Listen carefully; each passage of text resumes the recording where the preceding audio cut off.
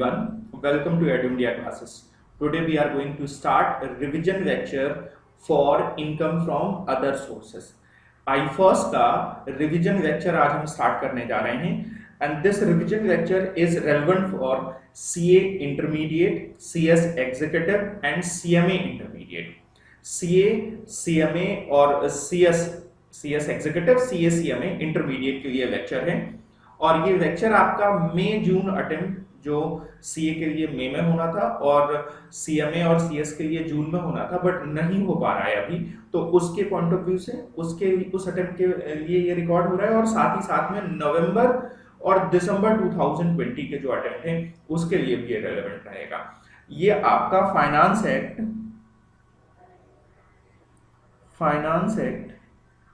2019 जो भी update finance act 2019 के हिसाब से जो अमेंडमेंट है उसके हिसाब से अमेंडेड आपका लेक्चर रहेगा। ठीक है, इस लेक्चर में मैं अपने नोट्स के हिसाब से आपका रिवीजन स्टार्ट करूंगा।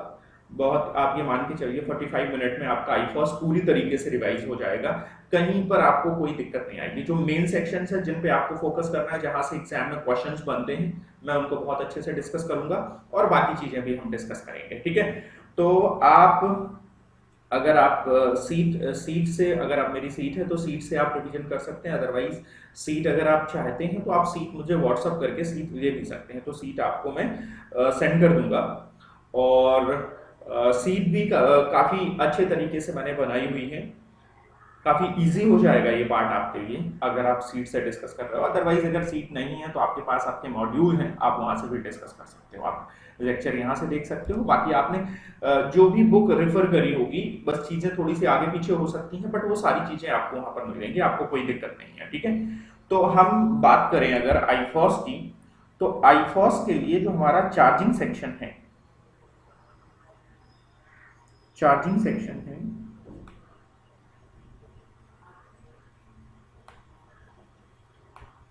56, तो 56 के दो सबसेक्शन हैं, 56(1) और 56(2). 56 सेक्शन 56(1) ये कहता है, चलो पूरा लिखो आप यहाँ, सेक्शन 56(1).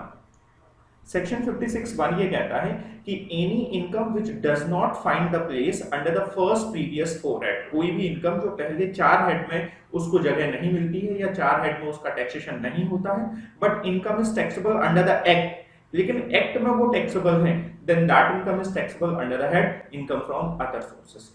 ये जो आपका है ये रेजिडुअल हेड है। वैसे तो अगर हम आईफॉस की बात करें तो आईफॉस ही आपका पूरा रेजिडुअल हेड है, मतलब जो इनकम पहले 4 हेड में टैक्स नहीं हो पाई है वो आपकी आईफॉस में टैक्सेबल हो जाएंगी। But section 56 residual journal income की बात करता है, कुछ ऐसी इनकम जो पहले 4 हेड में नहीं हो पाई वो यहाँ पर टैक्सेबल होंगी। अगर मैं बात करूं सेक्शन 56(2) की, सेक्शन 56(2) की मैं बात करूं तो ये स्पेसिफिक इनकम की बात करता है।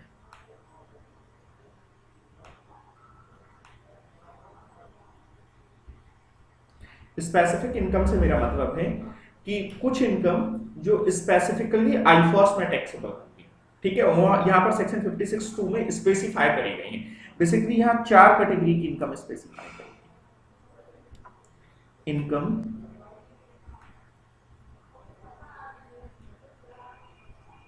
Taxable under IFOS only, income taxable under IFOS only, केवल आईफॉस में टैक्सेबल होंगी। यहां इस लिस्ट में 7 इनकम्स हैं।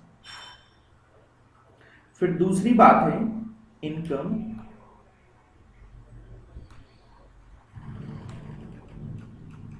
Taxable under IFOS if not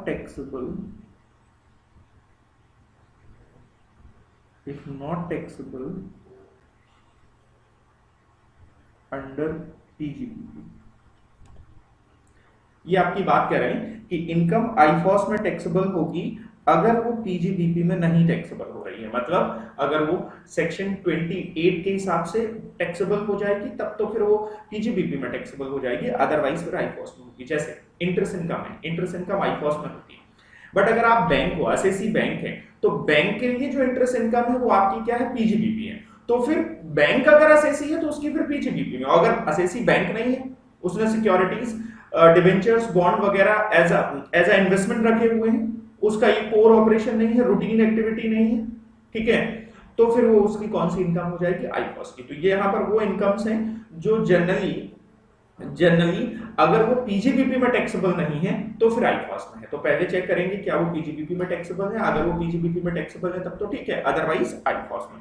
और तीसरी कैटेगरी में आ जाती है, तीसरी कैटेगरी की जो इनकम है वो है कीमैन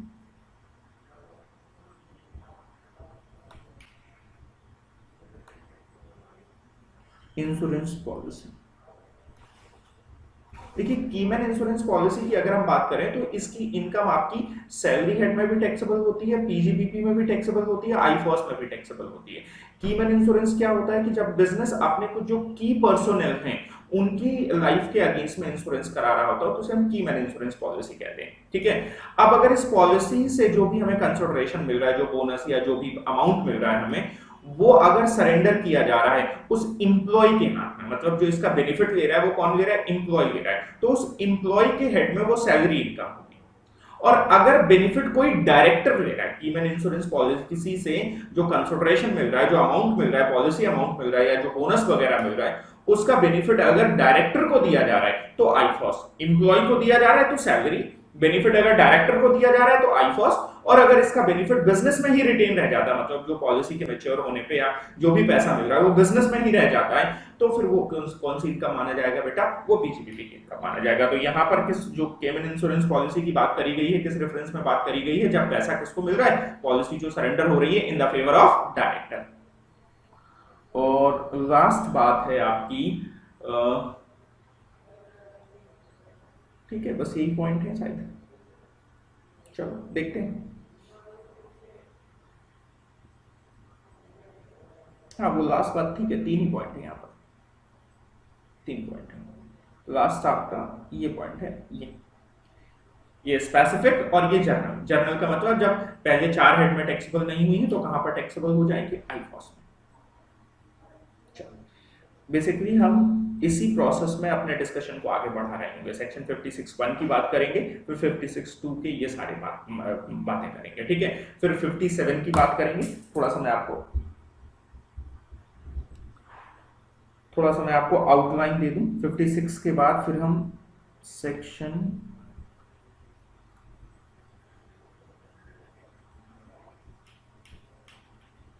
फिर हम सेक्शन 57 की बात करेंगे, जो एक्सपेंसेस की बात करता है कि कौन कौन से एक्सपेंसेस आपके आईफॉस में अलाउड होते हैं।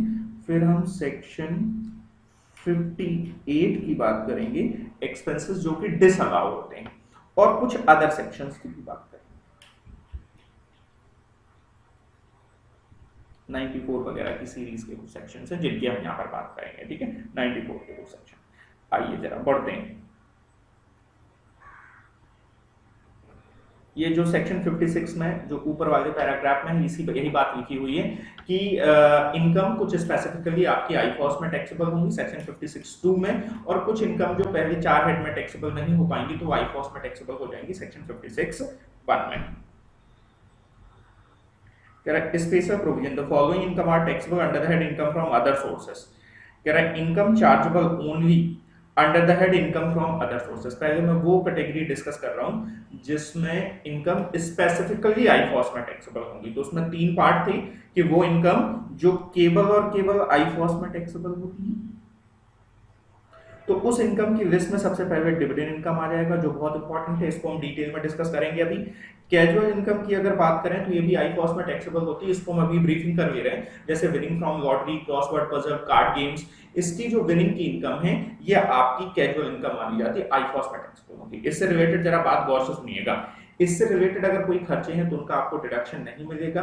इन इनकम्स में इन इनकम के अगेंस्ट में कोई लॉसेस वगैरह का भी सेट ऑफ नहीं मिलता है, और ये इनकम आपके स्लैब रेट से भी एडजस्ट नहीं होती है। तो तीन बातें इंपॉर्टेंट हो गई। कौन कौन सी बातें इंपॉर्टेंट हो गई कि इनसे रिलेटेड, इनकम से रिलेटेड अगर आपने कोई खर्चे किए होंगे तो उनका डिडक्शन नहीं मिलेगा।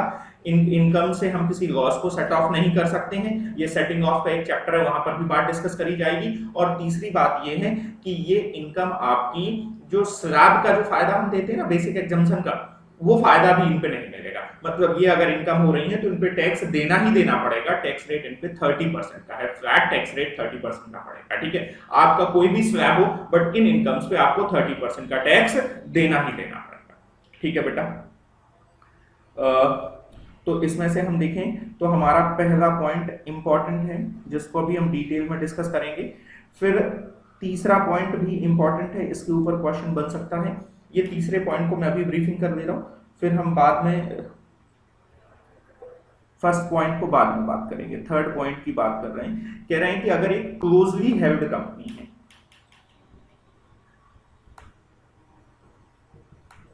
जिसे हम प्राइवेट कंपनी कहते हैं, जिसमें पब्लिक सब्सटेंशियली इंटरेस्टेड नहीं है, तो अगर एक क्लोजली हेल्ड कंपनी है और वो अपने शेयर्स इशू कर रही है, शेयर्स इशू कर रही है, तो बेटा शेयर्स में इक्विटी शेयर्स और प्रेफरेंस शेयर्स दोनों आ जाएंगे। एक क्लोजली हेल्ड कंपनी अगर अपने शेयर्स इशू कर रही है, और ये शेयर जो इशू कर रही है वो किस पे इशू कर रही है, एट प्रीमियम। देखिए ये जो सेक्शन है ये तभी अट्रैक्ट होगा जब एक क्लोजली हेल्ड कंपनी है अपने शेयर्स को इशू कर रही है, और शेयर्स किस पे इशू कर रही है, प्रीमियम पे।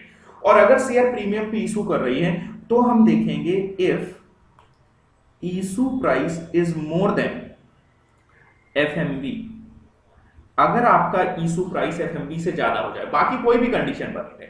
देखिए अगर शेयर प्रीमियम पे इशू नहीं हुए हैं, पार पे इशू हुए हैं या डिस्काउंट पे इशू हुए हैं, तब अगर इशू प्राइस एफएमवी से ज्यादा है तो कोई दिक्कत नहीं, ठीक है। अगर सीए वाले बच्चे हैं तो उनके मॉड्यूल में एक क्वेश्चन दिया गया, एग्जाम्पल दिया गया है, उसमें उन्होंने कई सारे एग्जाम्पल देके बात समझाई हुई है, उस एग्जाम्पल को जरूर कर लीजिए, तो ये आपका बात ऊपर हो जाएगा। मैं सिंपल वर्ड में कह दूं कि आपको कुछ नहीं देखना है इस सेक्शन में, कभी भी आईफॉस नहीं बनेगा, केवल एक सिचुएशन में आईफॉस बनेगा। पहली बात जो देखनी है आपको वो देखना है कि शेयर इशूड हो प्रीमियम पे, और उससे भी पहले देखना है कि कंपनी एक क्लोजली हेल्ड कंपनी हो, शेयर इशू हो रहे हो प्रीमियम पे, और अगर अब आपका इशू प्राइस आपकी एफएमवी से ज्यादा है, फेयर मार्केट वैल्यू से ज्यादा है, तो जो इसका डिफरेंस है, जितना ज्यादा है डिफरेंस है, वो आईफॉस माना जाएगा, वो इस क्लोजली हेल्ड कंपनी की आईफॉस की इनकम माना जाएगा। बस इतनी सी बात यहां पर की गई। तो consideration receive in excess of FMV of share of a closely held company where such shares are issued at premium, ठीक है बच्चों। इंटरेस्ट रिसीव ऑन कॉम्पनसेशन और इनहांस कॉम्पनसेशन, ये हमने कैपिटल गेन में भी पढ़ा हुआ है कि अगर कॉम्पनसेशन या इनहांस कॉम्पनसेशन, कोई कंपलसरी एक्विजिशन लैंड या बिल्डिंग कोई कैपिटल एसेट हो जा रहा था और उसके अगेंस्ट में गवर्नमेंट से हमें कॉम्पनसेशन या इनहांस कॉम्पनसेशन का अगर इंटरेस्ट मिल रहा है, तो कॉम्पनसेशन और इनहांस कॉम्पनसेशन तो कैपिटल गेन में टैक्सेबल है, लेकिन उसका इंटरेस्ट आपका आईफॉस में टैक्सेबल है सेक्शन 56 में, ठीक है। और ये इंटरेस्ट जो आईफॉस में टैक्सेबल है, आगे हम सेक्शन 57 में इसकी बात करेंगे कि इस पे आपको 50% का डिडक्शन भी मिल जाता है, वहां पर आपने पढ़ी होगी बात ये, ठीक है। तो ये बात आपकी खत्म हो जाती है। फिर अगली बात आती है एडवांस मनी फॉरफिटेड। तो एडवांस मनी फॉरफिटेड के बारे में भी बिल्कुल सिंपल कहानी है। अगर 1/4/2014 के पहले अगर आपने मनी फॉरफिट करी हुई है, 1/4/2014 के पहले अगर आपने मनी फॉरफिट करी हुई है, तो वो कॉस्ट ऑफ एक्विजिशन से एडजस्ट हो जाती थी at the time of calculation of capital gain, ठीक है। और वो कॉस्ट ऑफ, और प्रीवियस ओनर ने करी है तो कंसीडर वहां भी नहीं करते थे, जो ओनर था उसके द्वारा करी जानी चाहिए थी, ठीक है। तो कॉस्ट ऑफ एक्विजिशन में एडजस्ट हो जाती थी। और दूसरी बात, अगर 1/4/2014 के बाद अगर आपने नेगोशिएशन में कोई एग्रीमेंट किया हुआ था प्रॉपर्टी को सेल करने के लिए, और उसमें आपका जो एडवांस मिला था वो आपने फॉरफिट कर दिया था, तो अगर बाद में आपने एडवांस फॉरफिट किया होगा तो आपकी आईफॉस की इनकम आनी चाहिए, ठीक है। सेक्शन कैपिटल गेन में सेक्शन 51 था। नेक्स्ट कह रहे हैं एनी सम ऑफ मनी और value of property receive without consideration और फॉर इनएडुकेट कंसिडरेशन, सेक्शन 56(2)(10), ये भी इंपॉर्टेंट है।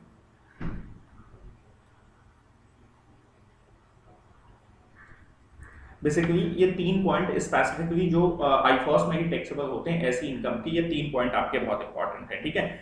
नेक्स्ट अगर हम बात करें तो कह रहे हैं कॉम्पनसेशन और any other payment received in connection with termination of his employment, ठीक है। अगर आपका एम्प्लॉयमेंट टर्मिनेट हो रहा है इसके अगेंस्ट में अगर आपको कोई कॉम्पनसेशन मिल रहा है तो वो कॉम्पनसेशन आपकी आईफॉस की इनकम मानी जाएगी। कॉम्पनसेशन और any other payment received in connection with termination of his employment, ठीक है। चलो ये हमने पहला पार्ट डिस्कस कर लिया। और क्या है, जरा एक बार फिर से मैं आपको आउटलाइन दे दूं जरा। ये जो मैंने आपसे कहा था, मैं पहले सेक्शन 56(2) की बात कर रहा हूं। तो ये स्पेसिफिक इनकम हो गई जिसमें से ये 7 थी, 7 स्पेसिफिक इनकम हमने डिस्कस कर ली है।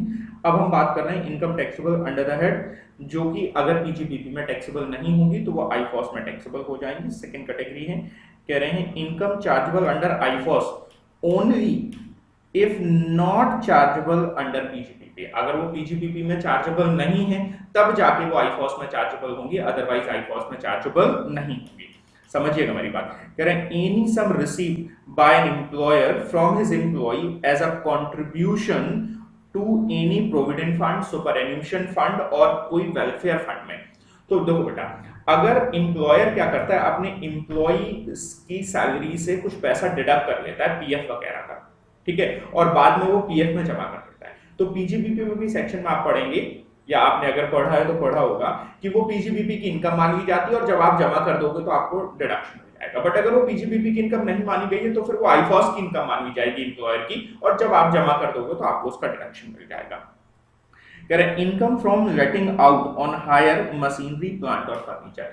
अगर देखिए मेरी बात गौर से समझिएगा, मेरा बिजनेस है कि मैं मशीन, प्लांट और फर्नीचर किराए पे देता हूं। मेरी बात समझ रहे हो? देखो कुछ लोग आपने देखे होंगे कंस्ट्रक्शन में जो प्लांट यूज होता है तो वो प्लांट किराए पे देते हैं, जो सारा पूरा सामान होता है किराए पे देते हैं। तो मेरा बिजनेस है कि मैं प्लांट किराए पे देता हूँ, शटरिंग बोलते हैं जिसको, शटरिंग वगैरह का, तो वो किराए पे देते हैं।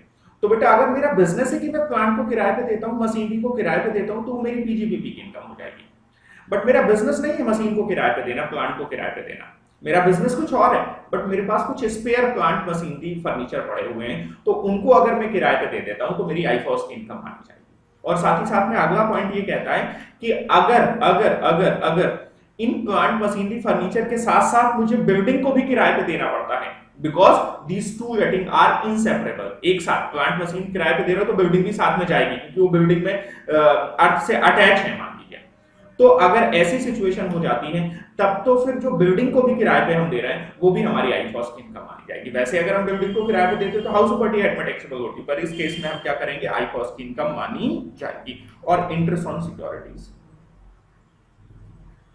इंटरेस्ट ऑन सिक्योरिटीज से रिलेटेड कुछ चीजें हैं जो हमें ध्यान रखनी है एग्जाम्पशन में, जिसमें सबसे पहला पोस्ट ऑफिस अकाउंट में अगर आपने, पोस्ट ऑफिस बैंक अकाउंट में अगर आपने सेविंग बैंक अकाउंट है, वहां पर अगर आपने पैसा जमा किया हुआ है, तो अगर सिंगल अकाउंट है, इंडिविजुअल अकाउंट है, तो उस पे 3500 का आपको एग्जम्पशन मिल जाएगा, मतलब 3500 रुपए तक का आपका टैक्सेबल नहीं होगा। और अगर ज्वाइंट अकाउंट है तो 7000 तक का आपका एग्जम्पशन मिल जाएगा। इंटरेस्ट से रिलेटेड कुछ और भी पॉइंट है, वो आपको डिटेल में देखिए आगे हम करेंगे, या फिर आप एक बार देखिएगा, ठीक है। कुछ पॉइंट है रीडिंग करनी है कुछ खास, जैसे ये पॉइंट एक इंपॉर्टेंट था, एक आध पॉइंट और भी इंपॉर्टेंट है तो आप देखेंगे अभी। कह रहे हैं sum received under keyman insurance policy, मैंने समझा दिया है आपको। और रेजिडुअल इनकम सेक्शन 56(1), वो अब मैं इस पे सेक्शन 56(1) पे मूव कर रहा हूं। ये हैं कुछ एग्जांपल सेक्शन 56(1) के, मतलब ये कुछ एक लिस्ट है जो जनरली आपको देखने को मिल जाती हैं, जो कि अदर हेड में टैक्सेबल नहीं होती है, इस वजह से आईफॉस में टैक्सेबल होती है। जैसे इनकम फ्रॉम सबलेटिंग, देखिए अगर आपकी प्रॉपर्टी आप किराए पे दे रहे हो तो इसे लेटिंग कहते हैं, और इससे अगर आपकी इनकम आ रही है तो सेक्शन 22 अट्रैक्ट हो जाता है, हाउस प्रॉपर्टी का चार्जिंग सेक्शन। और सेक्शन 22 कहता है कि there must be any building और land opportunity there to, house होना चाहिए, assessee must be the owner of that house property and assessee should not use that house property in his business and profession. तो अगर assessee owner है इस house property का, तब तो उससे जो रेंटल इनकम आ रही है वो उसकी हाउस प्रॉपर्टी की इनकम होगी। लेकिन अब क्या होता है बेटा, मैं एक किराएदार हूं और मैंने फर्दर उसको किराए पे दे दिया, सबलेटिंग कर दी, तो किराया हाउस प्रॉपर्टी तो है, इनकम भी हो रही है, बट अब मेरी इनकम हो रही है, तो assessee is not the owner. तो अब जो असेसी की इनकम हो रही होगी वो कौन सी इनकम मानी जाएगी? आईफॉस की इनकम मानी जाएगी। Interest on bank deposit and loan, अगर आपके बैंक डिपॉजिट है या बैंक पर कोई लोन वगैरह, उसका इंटरेस्ट आपकी आईफॉस की इनकम मानी जाएगी।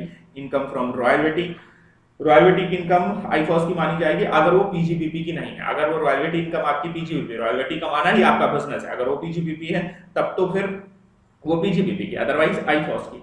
Director fees, ground rent, agriculture income from a place outside of India. आपने देखा है बेटा कि एग्रीकल्चर इनकम अगर है, तो अगर रूरल एग्रीकल्चर है, मतलब एग्रीकल्चर इनकम फ्रॉम इंडिया है अगर, ठीक है, तब तो वो आपकी इनकम नहीं मानी जाती, एग्जेम्प्टेड है, सेक्शन 10(1) में एग्जेम्प्टेड है। लेकिन अगर फॉरेन एग्रीकल्चर लैंड आपका फॉरेन में सिचुएटेड है तो इनकम आपकी टैक्सेबल है और वो आईफॉस की इनकम मानी जाएगी। ग्राउंड रेंट से डायरेक्टर फीस, देखिए डायरेक्टर किसी कंपनी के एम्प्लॉय नहीं होते, कुछ लोग कई जगह पर नाम डायरेक्टर यूज किया जाता है, अगर वो डायरेक्टर एम्प्लॉय है तो फिर उसकी सैलरी हेड में हो जाएगी। अगर वो डायरेक्टर है, डायरेक्टर का मतलब कोई इंडिपेंडेंट लोग होते हैं, डायरेक्टर होते हैं कंपनी में, तो फिर उसकी जो इनकम होगी वो आईफॉस की इनकम मानी जाएगी, सैलरी नहीं मानी जाएगी जो उसकी फीस होगी। ग्राउंड रेंट, देखिए बेटा अगर घर बना है उसको आप किराए पे दे देते हो तो आपकी salary income, sorry house property income, और अगर घर नहीं बना हुआ है, प्लॉट है और उसको आप किराए पे दे देते हो, तो जो आपकी इनकम हो रही होगी वो इनकम आपकी कौन सी इनकम होगी बेटा? आईफॉस की इनकम होगी। डायरेक्टर कमीशन, ठीक है, डायरेक्टर से रिलेटेड कोई भी हो। Examination fees receive by a teacher from a person other than his employer. कई बार आप एग्जामिनेशन कंडक्ट कराते हो कहीं बाहर और उसकी अगर आपको कोई फीस मिली हो, एम्प्लॉयर के अलावा अगर कहीं आपसे कोई फीस मिली है तो आईफॉस की इनकम मानी जाएगी। रेंट ऑफ अ प्लॉट हो गया, इंश्योरेंस कमीशन आईफॉस की इनकम मानी जाती। क्योंकि देखिए जो एजेंट लोग होते हैं, जो इंश्योरेंस एजेंट होते हैं, उनको जो कमीशन मिल रहा होता है कंपनी से, एलआईसी से जो एजेंट होते हैं, तो बेटा वो एम्प्लॉय नहीं होते, इस वजह से उन्हें जो कमीशन मिल रहा है वो उनकी आईफॉस की इनकम मानी जाएगी, ना कि सैलरी इनकम मानी जाएगी। Mining rent, royalty, casual income हमने वैसे डिस्कस कर लिया स्पेसिफिकली। यहाँ पर इस लिस्ट में कुछ ऐसी इनकम भी आ सकती हैं जो अदरवाइज आ गई हैं, ठीक है, तो इसको ज्यादा वो नहीं करना है, एक एग्जाम्पल है आपका एक प्रकार से। कह रहा है annuity payable under a will contract, तो भी आईफॉस की इनकम आएगी। Salary payable to member of parliament, ये जो एमपी एमएलए वगैरह होते हैं, ये गवर्नमेंट से जो इनको सैलरी मिलती है, नाम तो उसका सैलरी होता है, बट बेटा ये इंप्लॉय नहीं होते हैं। सेक्शन 17 ये कहता है कि अगर वो इंप्लॉय होंगे, ठीक है, तब तो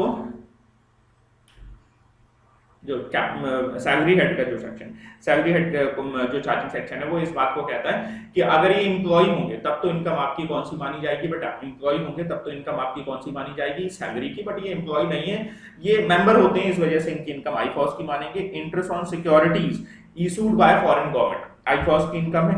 फैमिली पेंशन इंपॉर्टेंट है, ध्यान रखिएगा, जो फैमिली पेंशन मिलती है, मतलब जो एम्प्लॉय है उसको एम्प्लॉय के डेथ होने की वजह से जो उसके फैमिली मेंबर होते हैं, एम्प्लॉयर उनको अगर कोई पेंशन देता है तो उसे फैमिली पेंशन कहते हैं। देखिए एम्प्लॉय को अगर खुद को पेंशन मिल रही होगी तो उसकी सैलरी इन हेड की इनकम होगी, और अगर एम्प्लॉय को खुद को नहीं, उसके फैमिली मेंबर को अगर पेंशन मिल रही होगी on after the death of the employee, तो उस फैमिली मेंबर के बीच में और पेंशन को देने वाले के बीच में एम्प्लॉय का रिलेशन तो है नहीं, तो फिर उसकी आईफॉस की इनकम मानी जाएगी।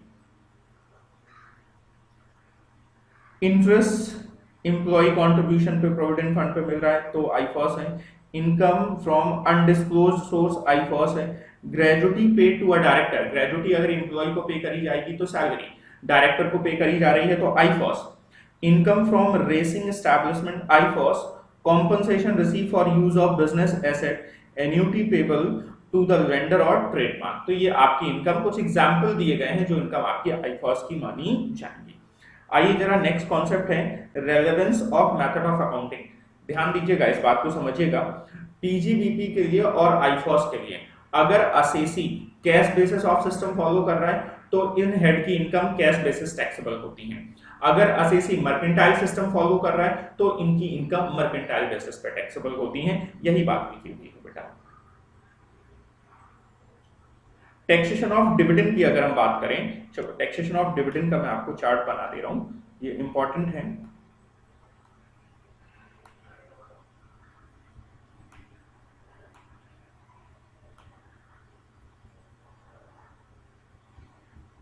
टैक्सेशन ऑफ डिविडेंड, डिविडेंड को समझिएगा। जैसे एक कंपनी है,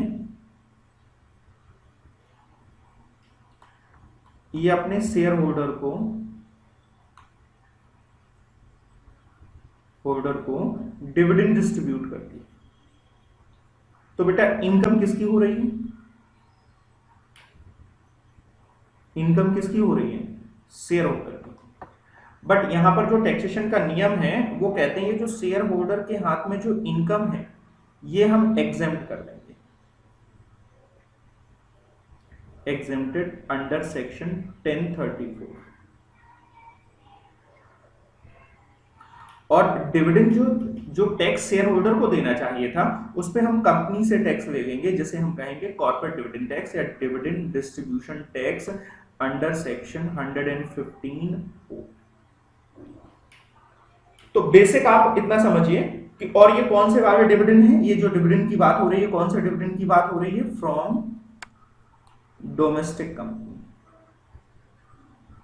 अभी हम डिटेल डिस्कशन कर रहे हैं, पहले बेसिक आइडिया ले लीजिए कि अगर हमें डोमेस्टिक कंपनी से डिविडेंड मिल रहा है तो इनकम तो वैसे शेयर होल्डर की हो रही है, टैक्स शेयर होल्डर को देना चाहिए, बट गवर्नमेंट ने क्या किया हुआ है, गवर्नमेंट टैक्स कंपनी से ले रही है on the occasion of distribution of dividend. जब वो डिविडेंड डिस्ट्रीब्यूट करती है किस रूप में? Dividend distribution tax. ये एक एडिशनल टैक्स है, जो उसे इनकम पे कंपनी को टैक्स देना पड़ रहा होगा वो एक अलग है, ये डिविडेंड डिस्ट्रीब्यूशन पे कंपनी को टैक्स देना पड़ रहा है। बेसिकली ये टैक्स देना चाहिए था शेयर होल्डर को, बट कंपनी गवर्नमेंट किससे ले रही है? कंपनी से ले रही है in the form of dividend distribution tax. किसके फॉर्म में? डिविडेंड डिस्ट्रीब्यूशन के टैक्स के फॉर्म में। ठीक है, क्या कैसे रेट होंगे तो समझिएगा। ये तो नॉर्मल डिविडेंड हो गया, जो उसके पास रिजर्व रखे हैं उसने कैश में डिस्ट्रीब्यूट कर दिया। कई बार यहाँ पर केसेस क्या होते हैं कि कंपनी को डिविडेंड ना दे, देखिए डिविडेंड शेयर होल्डर के हाथ में एग्जेम्प्ट है, कंपनी को डीडीटी देना पड़ रहा है, तो कंपनी सीधे सीधे डिविडेंड नहीं देती, घुमा के डिविडेंड देने की कोशिश करती है। तो गवर्नमेंट ने वो कौन कौन से केसेस होंगे जहां कंपनी घुमा के डिविडेंड दे सकती है उनको भी गवर्नमेंट ने आइडेंटिफाई कर लिया और उन्हें कहते हैं डीम्ड डिविडेंड।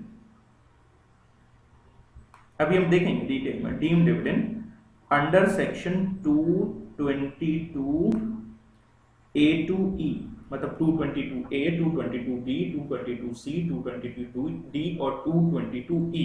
और जो नॉर्मल डिविडेंड है वो कहलाते हैं 222 के नॉर्मल डिविडेंड, ये डीम्ड डिविडेंड कहलाते हैं। ये डीम्ड डिविडेंड में कंपनी डायरेक्ट डिविडेंड नहीं दे रही होगी, बट एसेट को डिस्ट्रीब्यूट करके किसी अदरवाइज में डिविडेंड दे रही होगी। तो हम समझेंगे ये कौन कौन से केसेस होते हैं डीम्ड डिविडेंड के। तो आप ये मान लीजिए डीम्ड डिविडेंड के आपके केसेस होते हैं, पहले इससे आप टैक्सेशन सीख लीजिए जो कि आप में इंपॉर्टेंट है, और फिर हम इन डिविडेंड की डीम्ड डिविडेंड की बात करेंगे। टैक्सेशन की अगर मैं बात करूं तो डिविडेंड अगर हमें मिल रहे हैं फ्रॉम डोमेस्टिक कंपनी, कहां से मिल रहे हैं डिविडेंड? फ्रॉम डोमेस्टिक कंपनी से अगर डिविडेंड मिल रहे हैं या अदर देन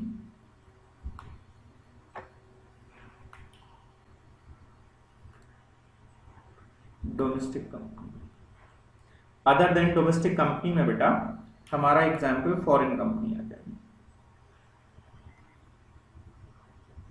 या कोई और ऑर्गेनाइजेशन जो कंपनी नहीं है बट वो डिविडेंड दे रही है। ठीक है, तो फ्रॉम अ फॉरेन कंपनी, अगर हमें फॉरेन कंपनी से डिविडेंड मिल रहे हैं, देखिए पहले अदर की बात कर ले रहा हूं, ये taxable,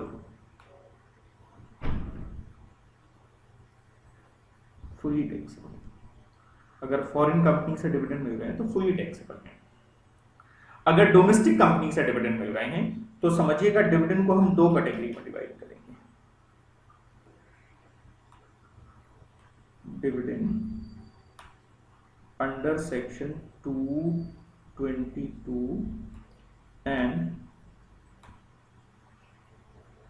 deemed dividend under section 222A to D। Dividend under section 222 मतलब नॉर्मल डिविडेंड कैश में जो आप डिस्ट्रीब्यूट कर रहे हो, और deemed dividend A to D वाले मतलब 222A, 222B, 222C, 222D। और यहां दूसरी कैटेगरी होगी डिविडेंड अंडर सेक्शन 222E, ये वाला डिविडेंड। ये क्या होते हैं अभी डिटेल हम डिस्कस कर लेंगे, टैक्सेशन देख लीजिए पहले। तो अगर डिविडेंड नॉर्मल डिविडेंड है या 222A से लेके D तक के डिविडेंड हैं तो जो टैक्सेशन है in the hands of company.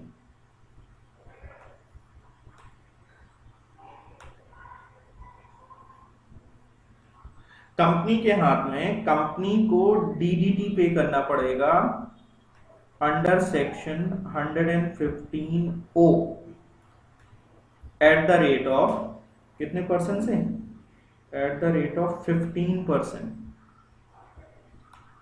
On gross amount of dividend.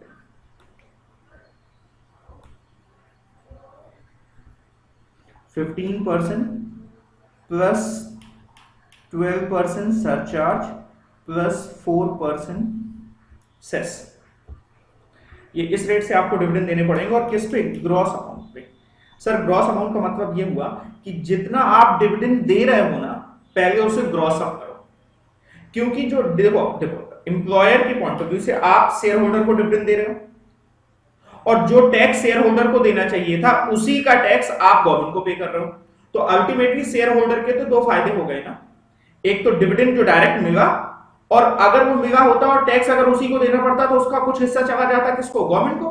But वो हिस्सा आपने दे दिया कंपनी ने, तो कंपनी ने बेसिकली शेयर होल्डर को दो पार्ट दे दिए, जो डिविडेंड एक्चुअल दिया है उससे ज्यादा दिया है, वो जो टैक्स गवर्नमेंट को दिया है ना, वो भी तो tax on the behalf of share holder है। तो इसी वजह से यहां ग्रॉस अप का कॉन्सेप्ट कहते हैं। ग्रॉस अप जो करेंगे हम, ग्रॉस अप जो करेंगे वो कैसे करेंगे, जितना डिविडेंड आपने दिया है मल्टीप्लाइड बाय 100 डिवाइड बाय 85। मानते हैं 15% का जो टैक्स रेट है उसको रिड्यूस करके ग्रॉस अप कर देते, तो उतना डिविडेंड का पार्ट है। तो ये ग्रॉस अप करेंगे, ये जो अमाउंट आएगा इस अमाउंट पे, इस रेट से 15%, 12% और 4%, इस रेट से आप कंपनी डिविडेंड डिस्ट्रीब्यूशन टैक्स दे देगी। ठीक है, अब आइए जरा इन the hands of share holder.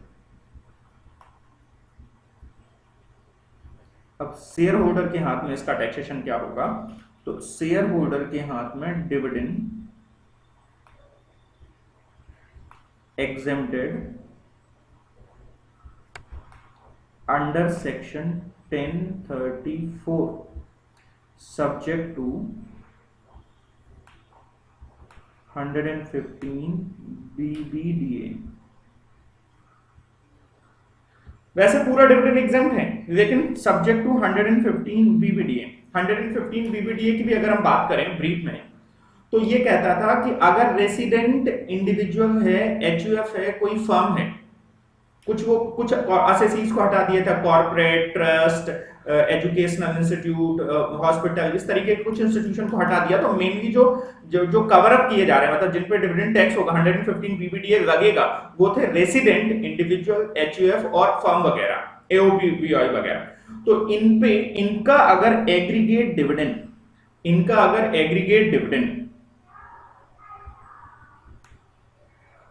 Aggregate dividend का मतलब कितनी भी कंपनियों से मिल रहा ड्यूरिंग द प्रीवियस ईयर, अगर वो एक्सीड करता है 10 lakh को, तो एक्सेस जो अमाउंट है वो टैक्सेबल है eight the rate of 10% without any deductions. कोई भी आपके डिडक्शन वगैरह अलाउ नहीं होंगे, कोई भी खर्चा वगैरह अलाउ नहीं होंगे। ये बात आपको समझ में आ गई। अब हम बात कर रहे हैं, देखिए ये जो डिविडेंड 222E है, इसको मैं यहां नोट कर देता हूं, डिविडेंड अंडर सेक्शन 222E। अभी हम ये जानेंगे कौन से डिविडेंड 222A में आते हैं, कौन से B में आते हैं, कौन से C में आते हैं, कौन से E में। तो E खास है, बाकी सब एक तरीके में आ जाते हैं, तो इसको अलग कैटेगरी में रखना। देखिए इसमें क्या है, इसका टैक्सेशन क्या है, in the hands of company.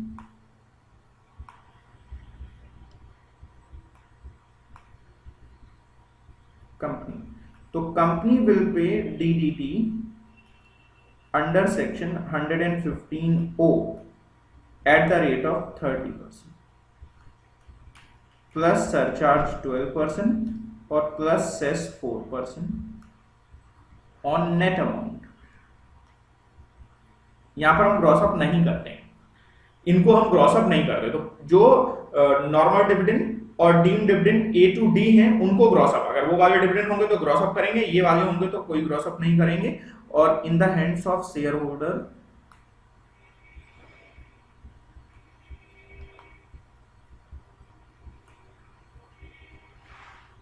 अगर शेयर होल्डर की बात करें तो फुली एग्जम्प्टेड।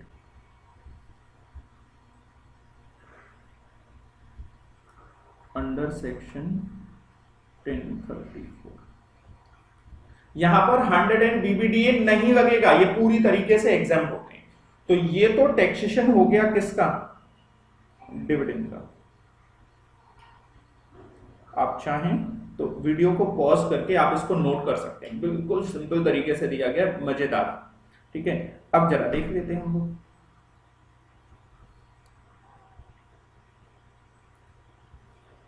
कह रहा है टैक्सेशन ऑफ डिविडेंड में, dividend deem dividend under section 222 A to D from an Indian company, domestic company exempted है, सब्जेक्ट टू 115 बीबीडीए, वही लिखा है। Deem dividend under section 222 is fully exempted in the hands of share holder, वही बात लिखी हुई है। कह रहे हैं on distribution of dividend including dividend under section 222 A to D, company will pay dividend distribution tax under section 115O at the rate of 17.472% on gross value of dividend। ये इस रेट से ये रेट आया है, तो जब effectively देखोगे तो टोटल रेट हो जाएगा 20.56, ग्रॉस वैल्यू ये निकाली जाएगी। ठीक है, in case of deemed dividend under section 222E, company has to pay dividend distribution tax under section 115O 30% without gross up 30%, 12% का सरचार्ज, ये सारी चीजें, तो इफेक्टिव रेट इतना आ जाएगा। Dividend from foreign company shall be taxable in the hands of shareholder under section under income from other sources।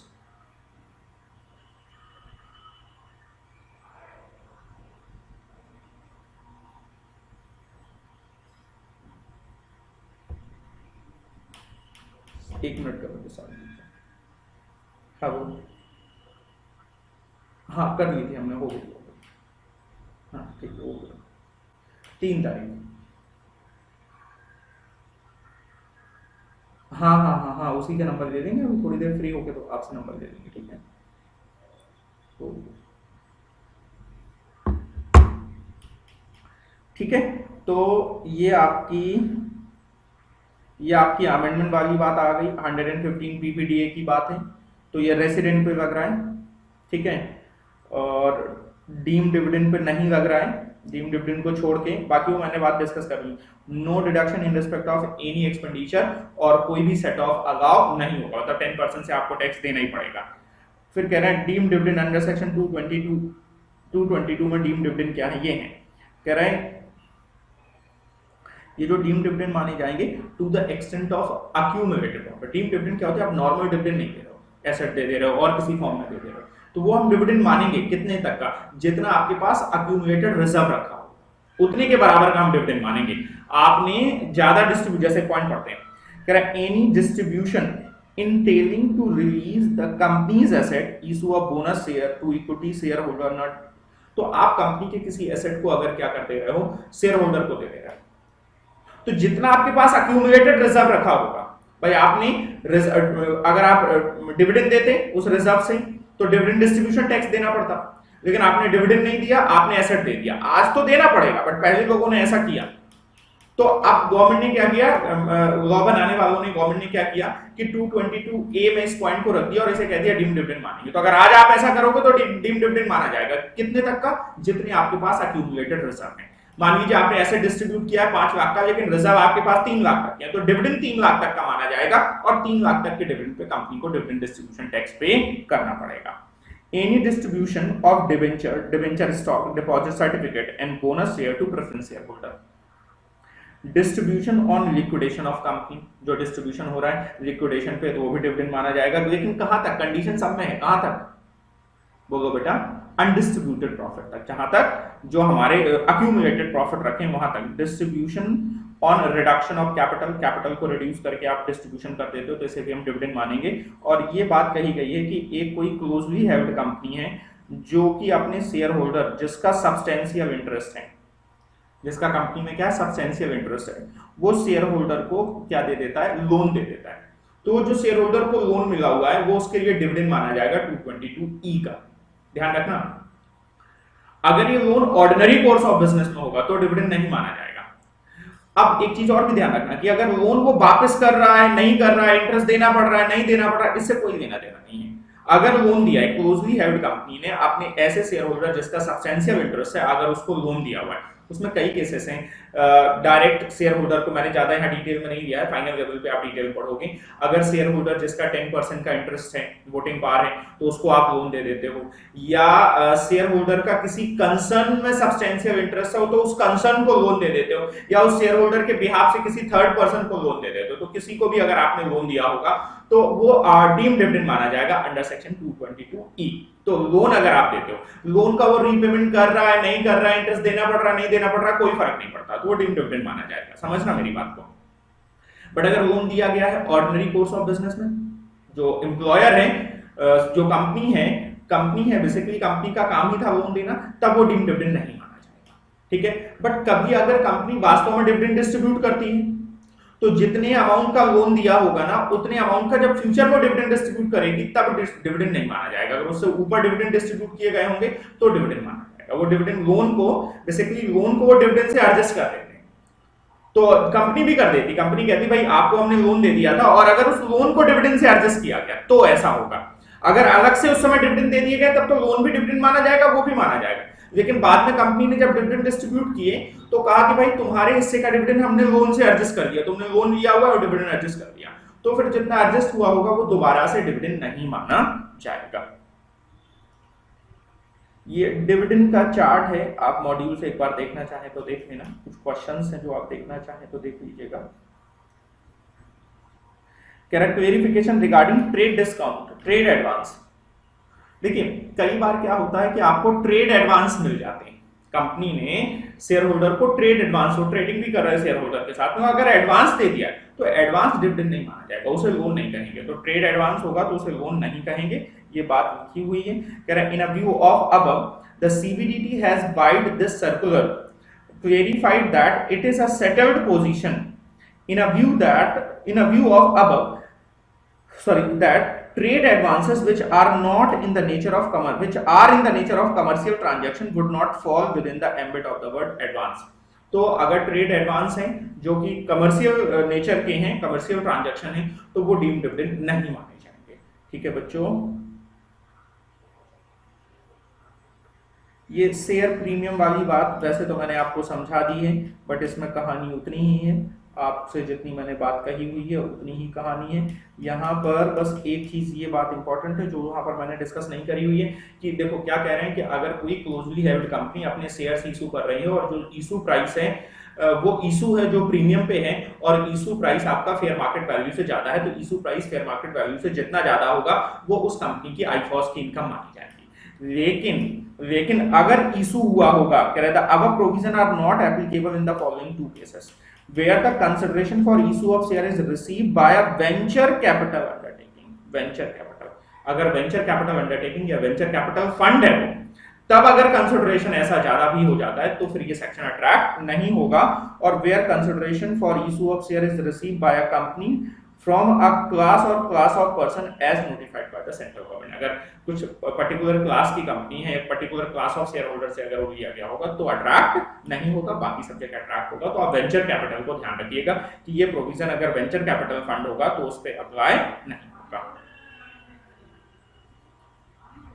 चलिए taxation of gift को मैं डिटेल में डिस्कस कर रहा हूं, इंपॉर्टेंट है। हाँ जी चलिए, टैक्सेशन ऑफ अगर डिविडेंड की बात करें तो एक चार्ट के माध्यम से हम डिविडेंड के टैक्सेशन की बात करेंगे। सॉरी, टैक्सेशन ऑफ गिफ्ट की अगर बात करें तो गिफ्ट की हम बात एक चार्ट के माध्यम से करेंगे। चलिए कह रहे हैं गिफ्ट क्या है, किसी भी पर्सन के द्वारा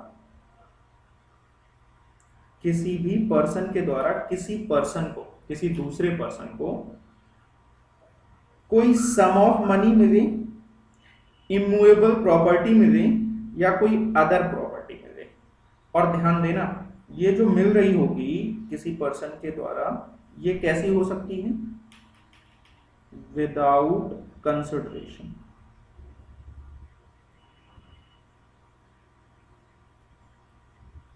और फॉर इनएडिक्वेट कंसिडरेशन, विदाउट कंसिडरेशन और फॉर इनएडुकेट कंसिडरेशन। ठीक है, तो विदाउट कंसिडरेशन अगर मिल रही है तब तो हमें समझ में आता है कि गिफ्ट है, लेकिन इनएडुकेट कंसिडरेशन मिल रही है तो हमें कैसे समझ में आता है? तो बेटा जो इनएडुकेसी होगी, जो डिफरेंस होगा, जैसे मान लीजिए मुझे कोई एक मूवेबल एसेट मिला जो कैपिटल एसेट है, उसकी मैंने खरीदा, मिला नहीं, खरीदा, तो अगर मैंने खरीदा वो 100 रुपए का, जबकि मार्केट में उसकी वैल्यू 500 है, एफएमबी है, तो 400 का मेरा फायदा हुआ है। वो जो 400 रुपए का मेरा फायदा हुआ वो मेरे लिए गिफ्ट माना जाएगा। क्या माना जाएगा? गिफ्ट माना जाएगा। ठीक है बच्चों,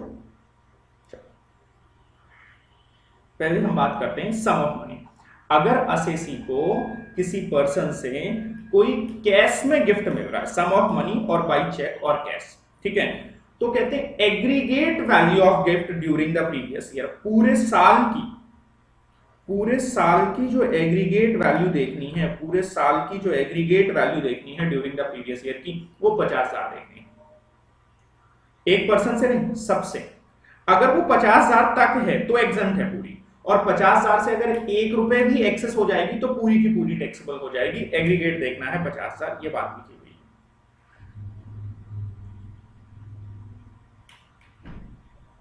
अब बात करते हैं इमूवेबल प्रॉपर्टी। तो इमूवेबल प्रॉपर्टी हमें अगर गिफ्ट मिली है, फ्री में मिली हुई, तो विदाउट कंसिडरेशन फ्री में, तो हमारी आईफॉस की इनकम होगी। अच्छा एक बात बताइए, जिसने फ्री में दी होगी विदाउट कंसिडरेशन, क्या उस पे कैप गेन आया होगा? नहीं, क्योंकि उसने गिफ्ट दिया, गिफ्ट पे उसका ट्रांसफर नहीं माना गया होगा, तो उस पे कैप गेन नहीं आया होगा। यहाँ पर एक मैं इंपॉर्टेंट इशू भी डिस्कस करूंगा आपके साथ में।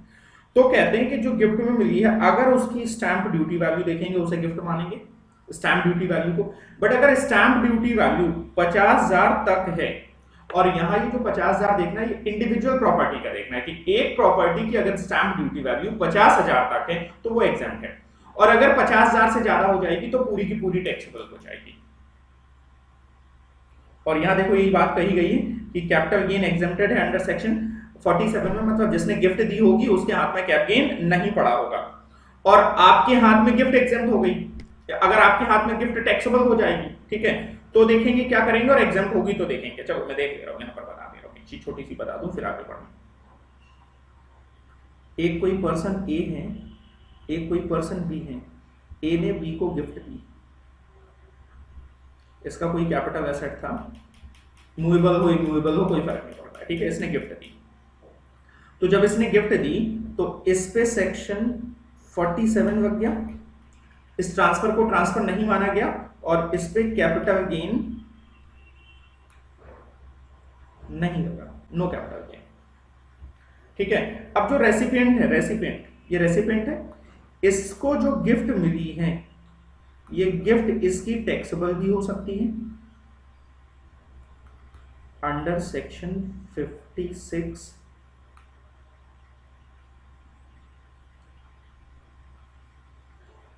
अंडर सेक्शन 56(2)(10) में, या ये एग्जेम्प्टेड भी हो सकती है।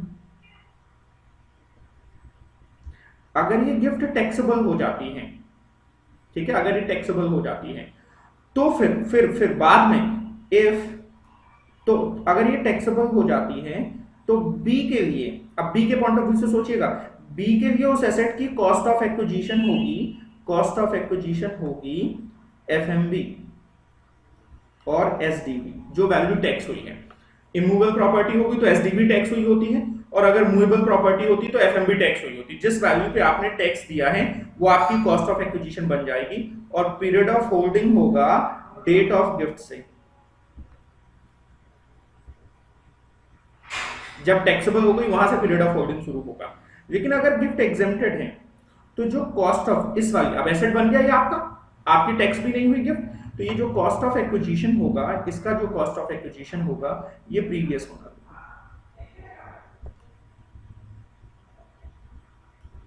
और यहां पर जो पीरियड ऑफ होल्डिंग देखेंगे ना, वो हम देखेंगे प्रीवियस ओनर का भी। तो बहुत गौर से इस बात को समझ लीजिएगा कि गिफ्ट अगर मेरे हाथ में टैक्सेबल हो जाएगी तो फिर प्रीवियस ओनर वाले इश्यूज खत्म हो जाएंगे। जिस वैल्यू पे मैंने टैक्स दे दिया वही कॉस्ट ऑफ एक्विजिशन, वहीं से पीरियड ऑफ होल्डिंग शुरू हो जाएगा। लेकिन गिफ्ट अगर मेरे हाथ में एग्जेम्प्ट हो गई, अभी देखेंगे कुछ गिफ्ट एग्जेम्प्ट होती है, अगर वो गिफ्ट मेरे हाथ में अगर एग्जेम्प्ट हो गई तो cost of the previous owner और प्रीवियस ओनर की जो प्रोविजन से वो अट्रैक्ट हो जाएंगे। देखो कह रहे हैं as per section 49 cost in the hand of recipient is the stamp duty value और एफएमबी। एफएमबी का केस होगा तो एफएमबी और स्टैंप ड्यूटी वैल्यू का केस होगा तो stamp duty value. Basically immovable में स्टैंप ड्यूटी वैल्यू टैक्स होती है और मूवेबल में एफएमबी टैक्स होती है। ठीक है, तो ये बात आपको समझ में आ गई। बट अगर ये गिफ्ट एग्जेम्प्ट होगी तो cost to the previous owner, period of holding previous owner का।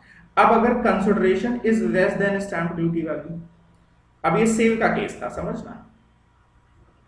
अब सेल का केस था, ए ने बी को एक प्लॉट था, ये सेल किया 10 लाख का।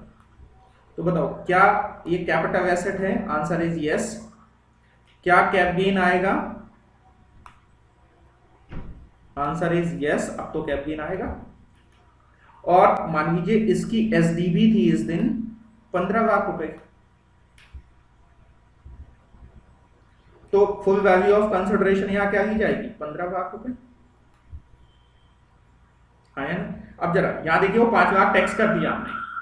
अब यहां जरा बी में देखिए, बी के लिए क्या गिफ्ट है, तो कितनी गिफ्ट मानी जाएगी? कह रहे हैं एसडीबी माइनस सेल प्राइस, तो 5 लाख की बी की गिफ्ट हो गई, ये आईफॉस में टैक्सेबल हो जाएगी बी के लिए। तो ये 5 लाख 2 बार टैक्सेबल हो गया। तो आपसे कह रहा है ऐसा मत करिए, एसडीबी पे तो बेचिए बेचिए, नहीं बेचने वाले को भी टैक्स करेंगे, खरीदने वाले को भी टैक्स करेंगे। क्या मेरी बात समझ में आ रही है? बोलो बच्चों। अच्छा अब समझना मेरी बात को। इसमें अगर आपको कैपिटल गेन का याद हो तो कैपिटल गेन में कहा था कि अगर एसडीबी 5% ज्यादा है, एसडीबी कितनी ज्यादा है? 5% तक ज्यादा है, तो फिर हम एसडीबी नहीं, सेल कंसिडरेशन कोई फुल वैल्यू ऑफ कंसिडरेशन ले लेते थे, मतलब 5% को इग्नोर कर देते थे। यहीं पर ये बात कही गई कि ये जो एसडीबी है, एसडीबी ज्यादा है, ठीक है, एसडीबी ज्यादा है किसके? 105% ऑफ सेलिंग प्राइस, तब तो ये गिफ्ट बनेगी। बट अगर 5% का डिफरेंस है तो गिफ्ट नहीं बनेगा। और दूसरी चीज समझना, 50,000 का तो हम एग्जम्पशन देते ही देते थे, ऐसे समझ लो। जो आईफॉस जो बनेगी वो कितनी बनेगी? जब डिफरेंस, ये जो डिफरेंस है, जब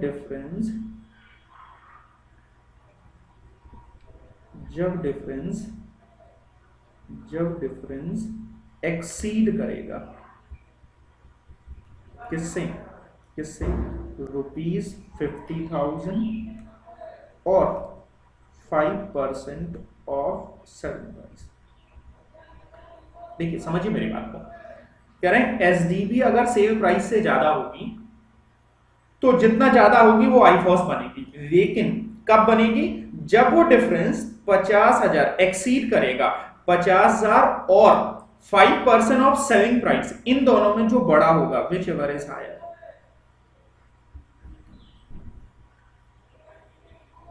मतलब 5% ऑफ सेलिंग प्राइस अगर 30,000 है तो 50,000 तक। कहने का मतलब हो गया कि 50,000 तक अगर डिफरेंस है तो एग्जम्प्ट है। और एक लिमिट इसमें और लगा दी कि अगर 5% तक, 50,000 से ज्यादा जा रहा है लेकिन 5% ऑफ सेल प्राइस से कम है तो भी एग्जम्प्ट है। 50,000 तक है, हर हाल में एग्जम्प्ट है। 50,000 से ऊपर जा रहा है तो हम देखेंगे कि सेल प्राइस के 5% के बराबर है क्या। अगर सेल प्राइस के 5% से कम है तो एग्जम्प्ट हो जाएगा, और सेल प्राइस से 5% से ज्यादा हो जाएगा तो टैक्सेबल। तो दो लिमिट हो गई, 50,000 तक पूरा एग्जम्प्ट। इंडिविजुअल एसेट देखना है, एग्रीगेट नहीं देखना। एक हमारा बिना कंसिडरेशन का, एक कंसिडरेशन वाला, या मतलब जो आपका कह रहे हैं इनएडुकेट कंसिडरेशन वाला, ऐसे दो दो तीन तीन एसेट हो सकते हैं, सबके लिए 50,000 की लिमिट देखनी है। तो कह रहे हैं जो 50,000 जो आपका इनएडुकेट कंसिडरेशन में जो गिफ्ट बन रहा है, जो एसडीपी और सेल प्राइस का जो डिफरेंस है वो गिफ्ट बन रहा है, अगर वो 50,000 तक है तो एग्जेम्प्ट है, नहीं टैक्स करेंगे। 50,000 से ज्यादा है तो फिर हम ये देखेंगे क्या 5% ऑफ सेल प्राइस से ज्यादा है, 5% ऑफ सेल प्राइस। अगर 5% ऑफ सेल प्राइस से भी ज्यादा है तो टैक्स करेंगे पूरा, और अगर 5% ऑफ सेल प्राइस से ज्यादा नहीं है तो फिर पूरा का पूरा टैक्सेबल नहीं करेंगे। ये बात वही हो जाएगी, अगर टैक्सेबल हो जाएगा तो कॉस्ट ऑफ एक्विजिशन जिस वैल्यू पे टैक्स हुआ होगा, ठीक है। तो बेसिकली एसडीवी।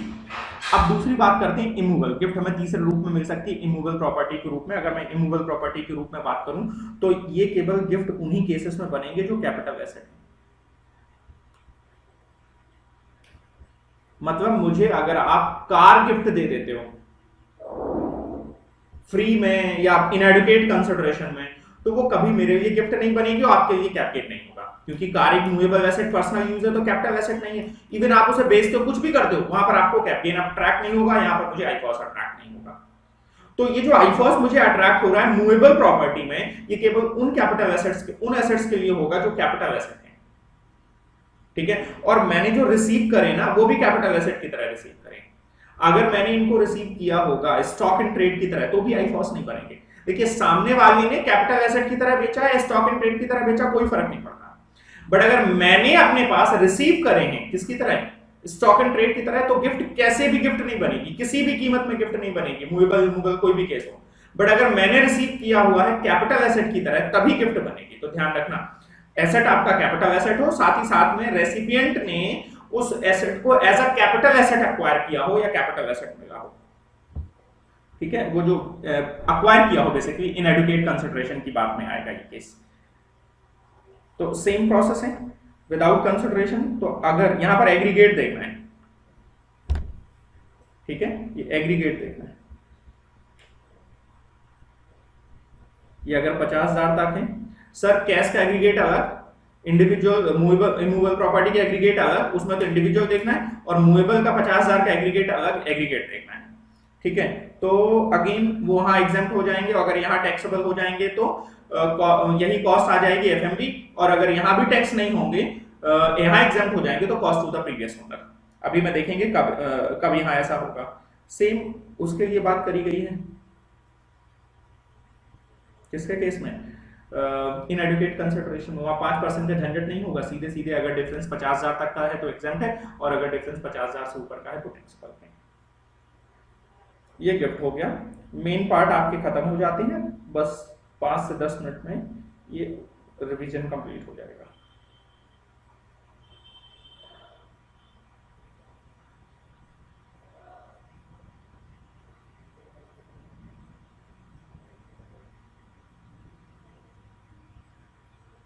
ये इंटरेस्ट को मैंने कवर अप किया हुआ है, जैसे कि मैंने कहा हुआ था कि इंटरेस्ट के कौन कौन से इंटरेस्ट एग्जाम्प्ट होंगे हम बाद में डिस्कस करेंगे।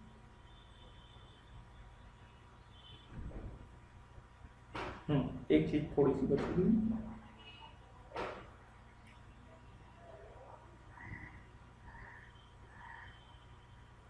गिफ्ट वाली बात मैंने वहां चार्ट से बता दी आपको। कह रहे नॉन एप्लीकेबिलिटी ऑफ सेक्शन 56(2)(10), मतलब यहां पर सेक्शन इन सिचुएशन में सेक्शन 56(2)(10) नहीं लगेगा, मतलब गिफ्ट आपकी क्या हो जाएंगी, एग्जेम्प्ट हो जाएंगी, ठीक है। समझना मेरी बात को।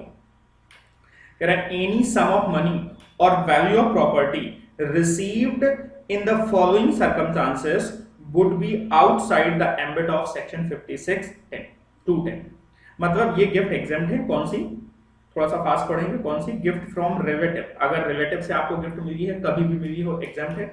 Gift on the occasion of marriage of the individual, individual की मैरिज पे अगर आपको गिफ्ट मिली हो तो एग्जाम्प्ट है। एक क्वेश्चन है जहां पर एक मदर अपनी बेटी की मैरिज पे गिफ्ट खुद ले लेती है, तो अगर उसको खुद को गिफ्ट मिली, बेटी को मिली होती तो एग्जाम्प्ट है, अगर खुद को मिली हुई है तो टैक्सेबल है।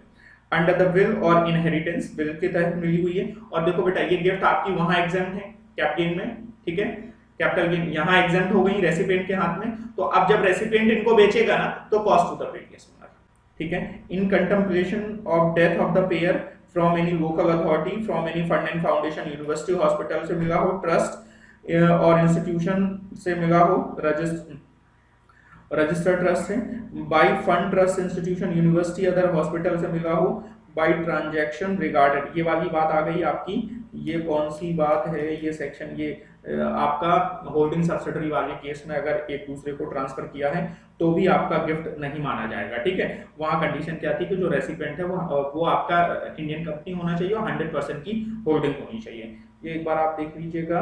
और कोई ट्रस्ट बनाई है किसी इंडिविजुअल के बेनिफिट के लिए तो भी, और एक क्लास ऑफ पर्सन जिसे अगर सेंट्रल गवर्नमेंट नोटिफाई कर देगी कि हाँ इनकी गिफ्ट एग्जेम्प्ट रहेगी तो एग्जेम्प्ट रहेगी। चलिए, ये जो कैपिटल एसेट में क्या क्या आएंगे, share, security, jewellery, archaeological collection, drawing, painting, sculpture, work art, Boolean, बस वो सारे वही हैं जो मूवेबल वाले थे, बुलियन और शेयर्स को ऐड कर लेना। ये सारे कैपिटल एसेट जो होंगे वही आपको गिफ्ट की तरह रिसीव होनी चाहिए। फैमिली में कौन कौन आएगा, उस इंडिविजुअल की वाइफ, स्पाउस मतलब मेल है तो फीमेल, उसकी वाइफ, हस्बैंड है तो वाइफ, वाइफ के लिए husband, brother sister of the individual, brother sister of the spouse of the individual मतलब भाई बहन, और जो आपके स्पाउस हैं उसके भाई बहन, और ब्रदर और sister of either of parents, parents के मतलब मामा मौसी, और आपके आपके आपके आपके चाचा चाचा और बुआ, linear ascendant descendant, any ascendant descendant of spouse, ठीक है। और ये जितने भी हमने ऊपर पॉइंट पढ़े हुए हैं इनकी भी स्पाउस मतलब मामा की मामी, चाचा की चाची, बुआ के फूफा और मौसा के मौसी के मौसा, जितने लोग हैं ये सारे लोग फैमिली माने जाएंगे। और इन केस ऑफ HUF जो उसके मेंबर होंगे वो फैमिली माने जाएंगे। क्वेश्चंस कर लीजिएगा। आइए जरा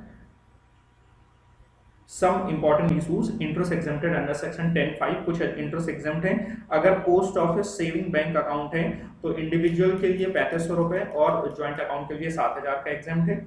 ये इंटरेस्ट अगर मिल रहा है on certain bond by central government, देखिए टैक्स फ्री, इनको रीड कर लीजिएगा, tax free bond issued by Indian infrastructure company, tax free secured redeemable convertible debenture bond of Indian railway finance corporation, ये इसी के साथ है, नहाई के, RECL के, HUDCL के, PFC के, जवाहर नेहरू पोर्ट ट्रस्ट के, ड्रैगिंग कॉर्पोरेशन ऑफ इंडिया के, इनोर पोर्ट लिमिटेड के, the Indian renewable energy development. ये आपको याद करना, अगर ये बॉन्ड है तो इनके इंटरेस्ट आपके क्या है, एग्जेम्प्ट है। गोल्ड डिपॉजिट बॉन्ड हम पढ़ चुके हैं पहले भी, गोल्ड डिपॉजिट बॉन्ड है या गोल्ड मोनेटाइजेशन स्कीम जो आपकी 2015 में, उस पर अगर आपको कोई इंटरेस्ट मिल रहा है तो इंटरेस्ट क्या है, एग्जेम्प्ट है। इंटरेस्ट अगर हमें किसी local authority, state pool finance से अगर मिल रहा है तो एग्जेम्प्ट है। Interest income receive by non resident from the unit located in IFSC in respect of money borrowed it on or after 1/9/2019। Amendment है कि अगर एक नॉन रेसिडेंट को इंटरेस्ट मिल रहा है और एक ऐसी यूनिट जो IFSC में लोकेटेड है और लोन जो बोरो किया गया है वो 1/9/2019 में बोरो किया गया, मतलब उस यूनिट ने आपसे लोन लिया हुआ है 1/9/2019 के बाद, और वो जो यूनिट है वो IFSC में लोकेटेड है, तो जो इंटरेस्ट आपको मिल रहा होगा वो इंटरेस्ट आपका क्या माना जाएगा बेटा, एग्जेम्प्टेड है। फिर आ जाइए बॉन्ड वॉशिंग ट्रांजैक्शन किसे कहते हैं। बॉन्ड वॉशिंग ट्रांजैक्शन का मतलब क्या होता है बेटा, ये एक्चुअल में कुछ हायर इनकम ग्रुप वाले लोग होते हैं तो वो क्या करते हैं, जैसे आपको पता है डिवेंचर वगैरह पे एक इंटरेस्ट की डेट होती है, मान लीजिए अगर मैं बात करूं आपका प्रीवियस ईयर है 1/4/2019 और एंड होगा 31 मार्च 2020 को, एंड होगा 31 मार्च 2020 को, और एक व्यक्ति है मिस्टर ए, इनके पास 10,000 10% डिवेंचर है eight the rate of 100 each, और इन डिवेंचर पे इंटरेस्ट मिलता है 1 जनवरी को, इंटरेस्ट डेट है। ये क्या करते हैं, इस डेट से, इससे तुरंत पहले, कुछ दिन पहले इन डिवेंचर को ट्रांसफर कर देते हैं, इन्हें क्या करते हैं, ट्रांसफर कर देते हैं to B, transfer to B, ठीक है, बेच देते हैं। तो इंटरेस्ट अब किसको रिसीव हुआ,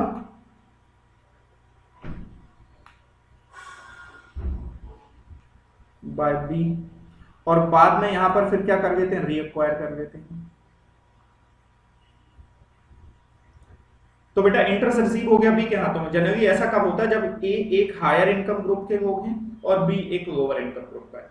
तो अब इंटरेस्ट बी को रिसीव होगा, टेक्निकली देखा जाए तो जो लीगल ओनर होता है उसके हाथ में इंटरेस्ट टैक्सेबल होगा, तो लीगल ओनर तो बी है, इंटरेस्ट टैक्सेबल होना चाहिए बी में। तो ऐसे करके इन्होंने अपने इंटरेस्ट बर्डन को क्या कर लिया, शिफ्ट कर लिया। तो गवर्नमेंट कहती है कि अगर ऐसी सिचुएशन होगी तो ये जो इनकम है ये फिर बी की नहीं मानी जाएगी, ट्रांसफर की मानी जाएगी। मतलब on the date of interest से कुछ दिन पहले अगर आप सिक्योरिटी को खरीदते हो और बाद में फिर बेचते हो, फिर खरीद लेते हो, तो उस पर जो इंटरेस्ट आएगा वो इंटरेस्ट आपका क्या माना जाए। ऐसे ट्रांजेक्शन को हम क्या कहते हैं, बॉन्ड वॉशिंग ट्रांजैक्शन कहते हो, ऐसे ट्रांजैक्शन में हम जो इनकम मानेंगे वो किसकी मानेंगे, ट्रांसफर की मानेंगे, correct. In order to discourage such practice, वो प्रैक्टिस मैंने बताई आपको, समझाई जिस प्रैक्टिस की ये बात कर रहे हैं। Section 9414 provide that where the owner of such security transfer the security just before the due date of the interest buy back them immediately after the due date, तो आपकी वो ट्रांसफर की इनकम मानी जाएगी, बात खत्म। डिविडेंड स्ट्रिपिंग समझ लीजिएगा, ये इंटरेस्ट के लिए हो गया। अब समझिएगा, ये मान लीजिए डिविडेंड की डेट है, इस दिन डिविडेंड नहीं है, तो इस डेट के 3 महीने पहले, ठीक है, इस डेट के 3 महीने पहले आपने शेयर्स खरीदे, आपने शेयर्स खरीदे, मान लीजिए 1000 शेयर्स और एट द रेट 110। समझना, जब डिविडेंड से तुरंत पहले का समय होता है तो शेयर के प्राइसेस मार्केट में हाई होते हैं, ठीक है। और जैसे ही डिविडेंड की डेट निकल गई, 2 लिमिट है यहां, मान लीजिए 3 महीने के भीतर आपने ये शेयर क्या कर दिए, ट्रांसफर कर दिए। और ऑब्वियस सी बात है, डिविडेंड के बाद ये शेयर क्या हो जाते हैं, सस्ते हो जाते हैं। मान लीजिए शेयर हो गए 105 के, आपने ट्रांसफर कर दिए, तो खरीदे 110 के, 105 में ट्रांसफर किए, तो आपका एसटीसीजी हो गया कितने का, 1000 शेयर थे, 5 रुपए के हिसाब से 500, और यहां आपको डिविडेंड मिल गया कितने का, मान लीजिए डिविडेंड मिल गया 10 रुपए का एट द रेट ऑफ 10%, तो 10,000 का डिविडेंड मिल गया। सुना मेरी बात। और ये डिविडेंड आपका कैसा है, एग्जेम्प्ट है। सुनना मेरी बात, ये डिविडेंड आपका एग्जेम्प्ट है, और ये 5000 का आपका एसटीसीजी, सॉरी ये लॉस हो गया, एसटीसीएल है, तो इसका आप सेट ऑफ ले सकते हो, मतलब अपनी इनकम को रिड्यूस करा सकते हो। तो ऐसा करके आपने क्या किया, देखो, अगर मैं ये कह रहा हूं ये लॉस पूरा 100 रुपए का, मतलब 100 के बिकते, और ये लॉस अगर आपका पूरा 10,000 भी हो जाता, तब भी क्या आपको कोई नुकसान था क्या? लॉस अगर 10,000 तक भी हो जाता तब भी आपको कोई नुकसान नहीं था। क्यों? क्योंकि ये 10,000 का लॉस हुआ तो 10,000 के आपको डिविडेंड मिल गए। एक फायदा ही था किस बात का, कि ये 10,000 का आपको लॉस का सेट ऑफ मिल जाएगा, किसी इनकम से आप इसे एडजस्ट कर लोगे। तो ऐसा करके मतलब अगर आपको जितना डिविडेंड मिला उतने का भी लॉस हो जा रहा है ना, तो भी आपका कोई ऐसा लॉस नहीं है, एक फायदा ही हो रहा है कि इस लॉस को आप क्या कर लोगे, इनकम से सेट ऑफ कर लोगे, मतलब इस पे आप टैक्स सेविंग कर लोगे। तो गवर्नमेंट कहती है कि जब भी ऐसी सिचुएशन होगी और अगर आपको लॉस हो रहा है, मतलब डिविडेंड की डेट पे, रिकॉर्ड डेट के पे 3 महीने पहले अगर आप सिक्योरिटी खरीदते हो और 3 महीने के भीतर अगर आप बेच देते हो, और इस प्रोसेस में अगर आपका कोई लॉस हुआ है, ये लॉस हुआ है, और जो डिविडेंड थे आपके वो एग्जेम्प्ट हैं, तो कह रहे हैं जो लॉस एग्जेम्प्टेड डिविडेंड के बराबर तक के लॉस को हम सेट ऑफ या कैरी फॉरवर्ड नहीं करेंगे, उसे हम लॉस नहीं मानेंगे। मतलब अगर ये लॉस आपका 12,000 हो जाता, मतलब ये लॉस नहीं माना जाएगा, ये लॉस नहीं माना जाएगा। लेकिन अगर ये लॉस 12,000 हो जाता तो इसमें से 10,000 को हम लॉस नहीं मानते और 2,000 को हम लॉस मानते। शायद लॉजिक आपको समझ में आ गया होगा कि भाई इतना एग्जाम करा चुके हो तो यहां तक के लॉस को हम लॉस नहीं मानेंगे। इसे हम कहते हैं डिविडेंड स्ट्रिपिंग। ये शेयर्स के केस में ये -3 + 3 का टाइम पीरियड है, 3 मंथ्स का, और यूनिट्स के केस में -3 + 9 मंथ्स का समय, मतलब 9 मंथ्स के भीतर भी बेचोगे तो आप पे ये प्रोविजन अप्लाई हो जाएंगे। इन्हें कहते हैं हम डिविडेंड स्ट्रिपिंग। कोई बात लिखी हुई है।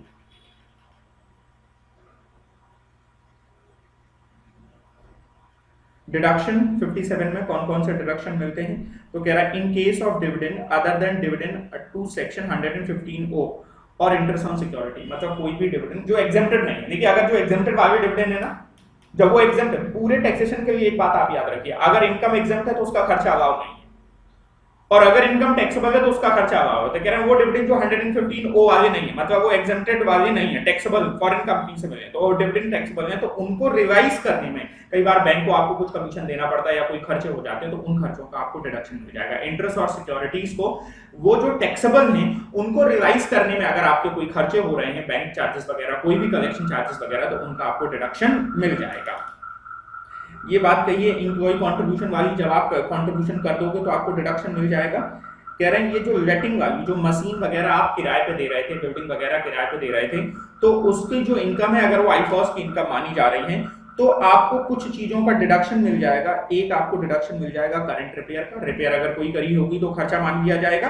और अगर कोई आपने उन प्लांट मशीनरी बिल्डिंग प्रॉपर्टी जिन जो भी है उनका अगर आपने इंश्योरेंस कराया होगा तो इंश्योरेंस का आपको डिडक्शन मिल जाएगा और डेप्रिसिएशन का आपको डिडक्शन मिल जाएगा, इवन दो ये आपकी हाई कॉस्ट की इनकम है। तो रेंट से जो इनकम आ रही है उसमें ये तीन चीजों के डिडक्शन मिल जाएंगे आपको।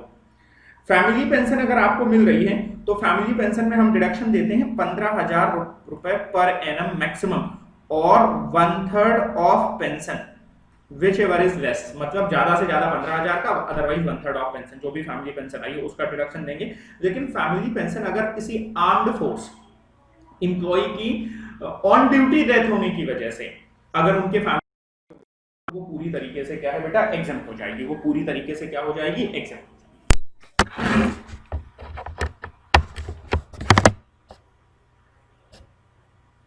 समझ में आ गई मेरी बात? चलिए, कह रहे एनी एक्सपेंडिचर जो कैपिटल नेचर का नहीं है, रेवेन्यू नेचर का है, इनकम को अर्न करने के लिए किया गया है, उसका आपको डिडक्शन मिल जाएगा। सेक्शन 50 ये आपका एनहांस कॉम्पनसेशन के इंटरेस्ट वाला, इस पे आपको 50% का डिडक्शन मिल जाता है, पढ़ चुके हो। Deduction allow from dividend income,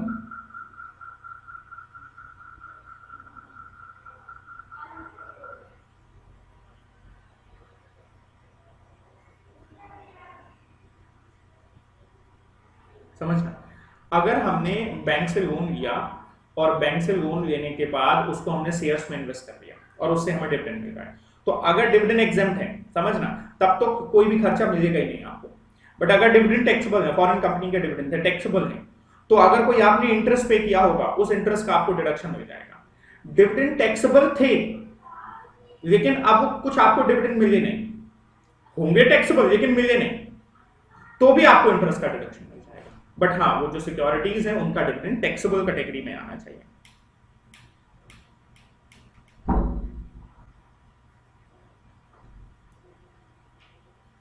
deduction not allowable under section 58, any personal expenses हैं अगर कोई तो डिडक्शन नहीं मिलेगा। Any interest chargeable to tax under this act which is payable outside India without deduction of TDS, अगर आपने India के बाहर कोई इंटरेस्ट का पेमेंट कर रहे हो बिना टीडीएस के काटे तो डिडक्शन नहीं मिलेगा। सैलरी अगर आप पे कर रहे हो साइफॉस की इनकम को अर्न करने के लिए, अगर आपने किसी तरीके की कोई सैलरी पे करी है जो आउटसाइड ऑफ इंडिया पे करी है और जिस पे आपने टीडीएस नहीं काटा तो डिडक्शन नहीं मिलेगा। और कोई भी खर्चा अगर आप पे कर रहे हो इंडिया में ही पे कर रहे हो जिस पे टीडीएस काटना चाहिए था बट टीडीएस नहीं काटा तो 30% का डिडक्शन डिसअलाउ हो जाएगा। ये तीनों बातें पीजीबीपी और टीडीएस से रिलेटेड हैं। और आप एक चीज और भी है, अगर आप किसी रिलेटेड पर्सन को पेमेंट कर रहे हो और वो पेमेंट अनरीजनेबल है तो जितना अनरीजनेबल होगा उतने का आपको डिडक्शन नहीं मिलेगा। 10,000 तक का ज्यादा का पेमेंट अगर आप एक दिन में सिंगल डे में सिंगल पर्सन को आप अदर देन अकाउंट पे ही चेक, बैंक अकाउंट पे ही बैंक ड्राफ्ट और ईसीएस के माध्यम से या किसी इलेक्ट्रॉनिक मोड जो प्रिस्क्राइब किया गया उसके माध्यम के अलावा अगर आप पे कर देते हो एक दिन में एक पर्सन को एग्रीगेट 10,000 से ज्यादा, तो आपको हम उस खर्चे का डिडक्शन नहीं देंगे। ये सारे पॉइंट आप पीजीबीपी में भी देखेंगे। क्या जो इनकम के टैक्सेशन की हमने बात आपको बता दी है और हमने ये भी कहा है कोई डिडक्शन नहीं मिलेंगे इसमें। देखो, ना ही चैप्टर 6 से एटीसी से एटीयू के डिडक्शन मिलेंगे, ना ही बेसिक एग्जम्पशन का फायदा होगा, ना ही सेट ऑफ कैरी फॉरवर्ड का फायदा होगा, ना ही कोई खर्चों का लाभ होगा। सीधे सीधे आपको 30% और जो भी सेस होगा, वो सेस मैंने वहां पर शायद 12% कह दिया था, वो नहीं, जो भी जो सरचार्ज होगा वो लगेगा बेटा। ये 115 बीबीडीए हम पढ़ चुके हैं, इसमें भी आपको कोई set of carry forward allow नहीं होता है। अनएक्सप्लेन्ड इनकम 60%, 25% का सरचार्ज, 4% का सेस, और बाकी जो इनकम है वो नॉर्मल टैक्स रेट से टैक्सेबल होती है। ठीक है, मेरी बात समझ में आ गई? जो मेन पार्ट थे वो बहुत थॉरोली मैंने बता दिए हैं और जो बाकी के पार्ट थे उनको थोड़ा सा मैंने स्पीडली डिस्कस कर दिया है। आप इनकी एक बार रीडिंग और करिएगा, ये चीजें हो जाएंगी। कोई दिक्कत रहती है तो आप मुझे पूछें, और प्लीज अगर आपके रिवीजन में मजा आया हो तो मुझे मैसेज करिए, कमेंट करिए, कोई आपके सजेशंस हो तो कमेंट करिए और अपने फ्रेंड्स के साथ इसको शेयर भी करिए। ठीक है, थैंक यू, बाय बाय, मिलते हैं अपने नेक्स्ट रिवीजन क्लास में।